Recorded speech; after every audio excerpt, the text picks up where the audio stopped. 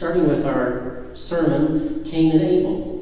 And this is a continuation of our sermon series that we started a couple weeks ago, in which we've been looking at the early stories of Genesis. You know, the first 11 chapters of Genesis before it gets to Abraham. These stories are really ancient, and yet they're really interesting. And kind of the idea that undergirds this whole series is the idea that these stories were compiled together in their present form, as we have them together in an anthology. They are compiled in their present form when the Jewish people were living in exile in Babylon. This would have been when Jerusalem was destroyed, the temple is gone, and their entire way of life is gone, and they have to live in the presence of their enemies who had conquered them. And so they put together these stories. Most of these were probably written before the time that they put them together, but they put them together as a grand narrative of the Jewish people to tell their story and to answer the question of why it is that they were in exile. Why did this happen? And so you can see that, especially when you read about the history of Israel and the kings and everything, and they'll say, this king was really bad, this king was really good, this king was really bad, and then they'll say, this king was really good, but this one was still bad back there, and so God was still mad at us. And so I might have lost my battery just a second here. If you want to turn this one on for a second, I'll preach with this one. Hello? There we go. So I'll just continue preaching while I replace the batteries. We'll see if I can multitask here. But as I said, they put these stories together in their final form to answer the question of why they were in exile. Now, not every story is necessarily going to directly address that question, but the idea is that altogether, this story answers that question. And so far we've talked about the first two creation stories, the story where God creates the entire world with just using his voice, and then also the story of Adam and Eve and the snake. And so today we're just continuing that story with Cain and Abel. It just continues the narrative. And so Cain and Abel are the children of Adam and Eve. They are some of the children. They could be the only children, but they're not the only people on earth. Oftentimes our assumption is that it's just Adam and Eve, Cain and Abel at this point on the planet. But that's not true, because at the end of the story, when Cain is to wander the earth, he is afraid that people will meet him and kill him. Well, unless we want to believe Adam and Eve would kill him, there are no other people left, right? So there must be other people around. So there's more than just Adam and Eve, Cain and Abel, but Cain and Abel are children of Adam and Eve, and we don't know a lot about them. In fact, this entire story is pretty short. It's only 16 verses. And so we don't learn a lot about them, but we do know that Cain is the firstborn, and he takes care of the ground. He grows crops and grows food from the ground. But Abel is the secondborn, he's the youngest, and he tends sheep. And so they have different professions, different personalities, no doubt, but we don't know much about them other than that. But as the story goes, they are both going to give an offering to God. And so Cain brings an offering from his crops, and Abel brings an offering from his sheep, and God favors the offering of Abel, but not Cain. He doesn't care for Cain's offering. We'll get into that a little later, but this makes Cain upset, just really upset. Evidently there's been some conflict and anger that's been brewing for a lot longer than just this point in the story. But Cain is upset, and so God talks to him and says, why are you upset? Why are you downcast? Don't you know that sin is crouching at your door? You need to take care of that, otherwise it is going to master you. Well, we know how the story goes, right? We know that Cain did not master this. In fact, Cain took his brother Abel out and killed him. And then God comes and says, oh, where's your brother? And Cain says, am I my brother's keeper? In other words, how should I know? Why should I need to know? And so Cain is trying to just basically ignore God, but God knows the truth. God knows what has happened. And so he gives Cain the punishment that he is going to wander the earth, and the land will not produce food for him, but he's going to have to wander the earth to find sustenance for life. And Cain just feels that this is too much to bear. He feels that if people meet him, as I said earlier, they'll kill him. And so God says, not so. If anybody hurts you, if anybody kills you, they will be avenged sevenfold. And so he puts the mark of Cain on him, which is a mark of protection, so that other people cannot harm him. And that's it. That's the story. So a lot shorter and a little less complicated than the story of Adam and Eve. Right away, though, in this story, we see some echoes or similarities to the story of Adam and Eve. For instance, in both stories, we have sin that is committed. We have God coming to ask about that. And then the person or people deny responsibility. And then God knows the truth, and so he gives out punishments. However, in both stories, God continues to care and love for the people or person who sinned against him and offers some form of care or protection. And so there are really quite a few similarities. We also see in this story a pattern of things to come, because this is the first story of sibling rivalry. And we see that the firstborn, traditionally in their culture, the firstborn had more rights and was more highly favored in the family because they were first. But in this story, we see a reversal where God seems to favor the one who is the youngest rather than the firstborn. And we will see this theme repeated over and over in Israelite storytelling. We'll see it in many of the stories in the Old Testament. Even King David was one of the younger of his siblings and the least likely by outward appearances to be the king. And so this theme is carried over throughout the Bible, but it first starts in the story of Cain and Abel. So right away we think, when we hear this story, we think, why did God favor Abel's over Cain's? I mean, it seems rather arbitrary, right? Why would we are told that God does not play favorites, so why does it seem like he is doing so now? People give different theories about why God might have liked Abel's offering better than Cain's. Some people say perhaps it was the type of offering. Maybe Cain didn't give the best of everything that he could have given for the offering, whereas Abel maybe gave the best of what he had. We don't know for sure.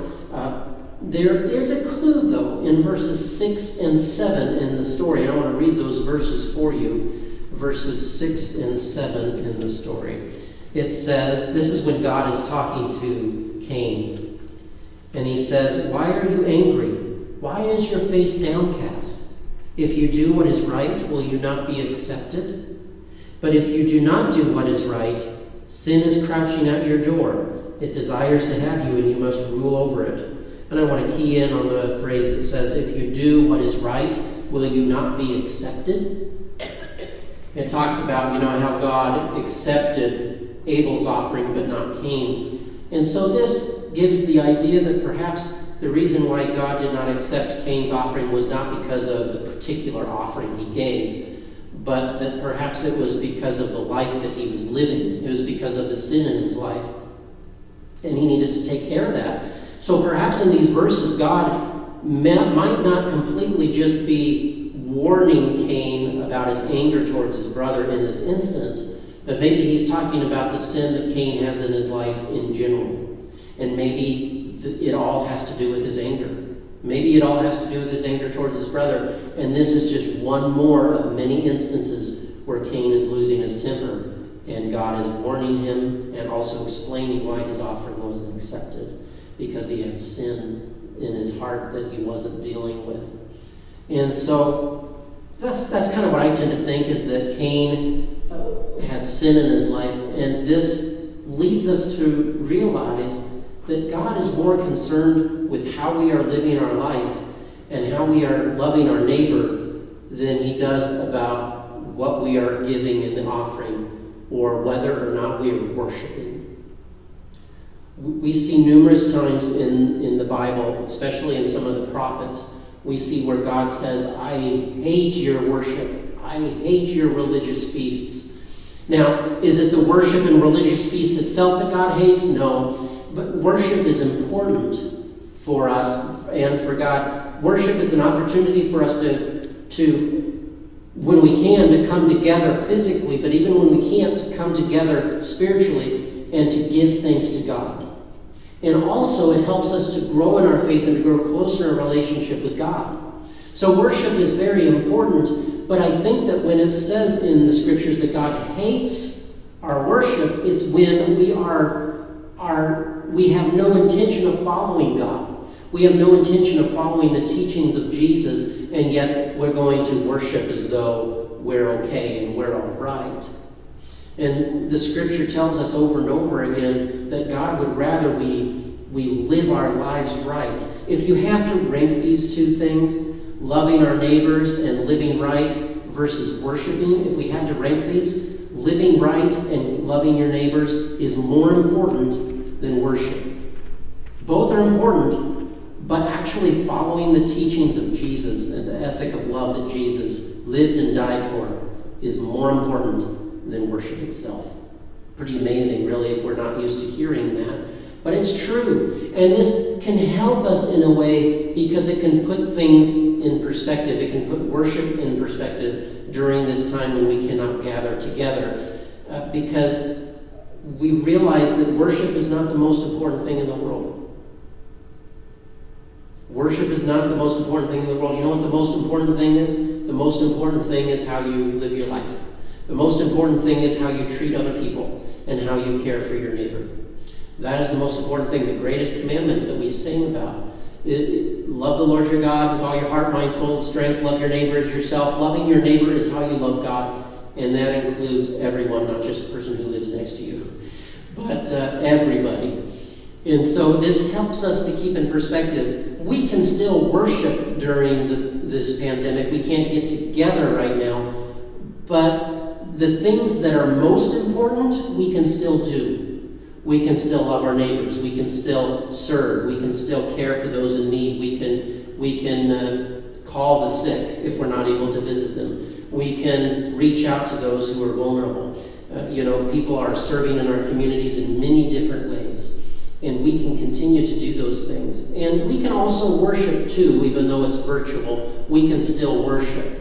But the key is that during this time, our top concern, our number one concern ought not to be, when are we going to be able to gather together physically for worship again? Because at this point, I don't know. But another reason is that the most important thing is actually during this time when we cannot gather together for worship, how are we caring for others? How are we loving our neighbors? How are we serving those who are vulnerable? That's our top concern as followers of Christ. And then down the road, maybe we'll be able to get together again. But right now, we can do the work of Christ just right where we are. So we talked a little bit about the offering and why Cain's offering was not highly regarded. We also, this theme of caring for, loving our neighbor, as Cain is confronted by God and God says, "Where's your brother?" Cain says, "Am I my brother's keeper?" The answer is yes. Yes, Cain, you are your brother's keeper. And yes, we are our brothers and sisters' keepers. Not just our siblings, not just our family members, not just people who look like us or talk like us or act like us or think like us or have the same religion as us. But that includes everyone. Jesus confirmed this and made it even more apparent when he taught us to love our enemies. If there is anyone that you would think would be excluded from that, you would think that it would be our enemies. But no, he includes them as well when he says to love your neighbor as yourself. And then he tells the story of the Good Samaritan, which Samaritans and Jews in those days hated each other for generations.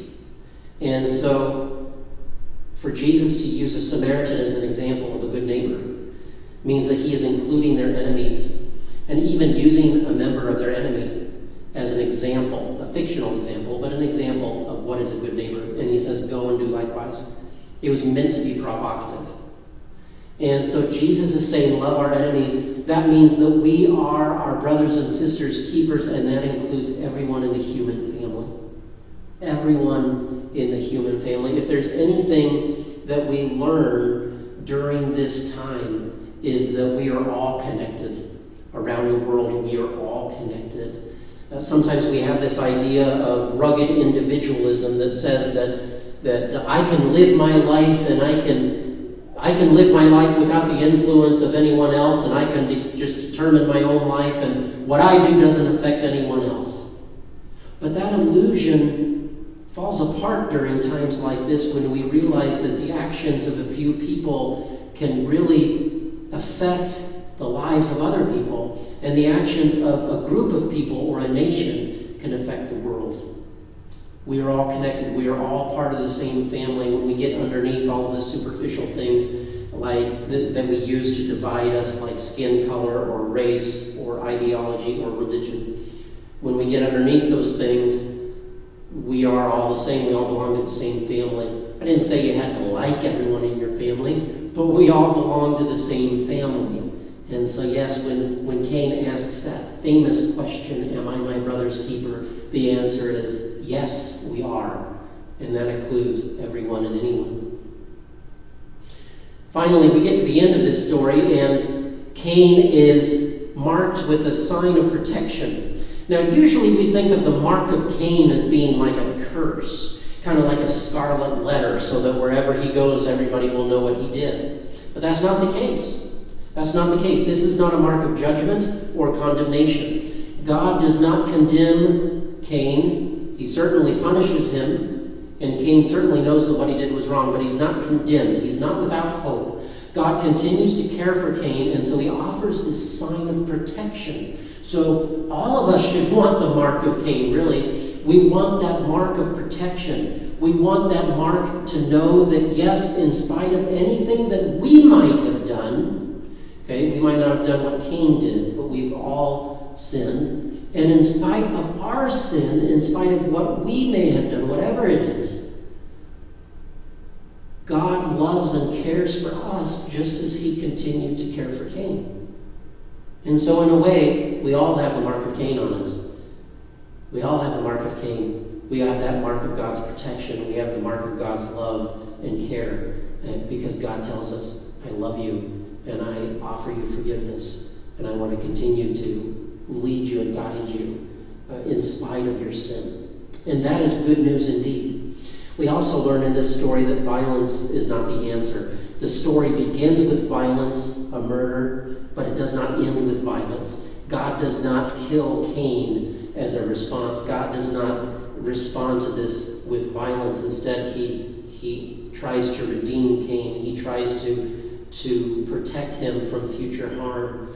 And it's not that Cain is without punishment or consequence, but God does not continue the violence, the cycle of violence. Violence usually doesn't stop violence. It usually just escalates it. Maybe sometimes violence will stop it for a little while, and then we might have a little sense of security that maybe it did some good. But usually what happens is if the violence stops, it's for a period of time, but then eventually it erupts again. You know, violence never fully puts an end to violence. And so we learn in this story the ethic that is continually taught by Jesus of nonviolent love, caring for others, continuing to love and care for us in spite of what we have done. In spite of what you have done, know that you are loved and you are cared for. Amen.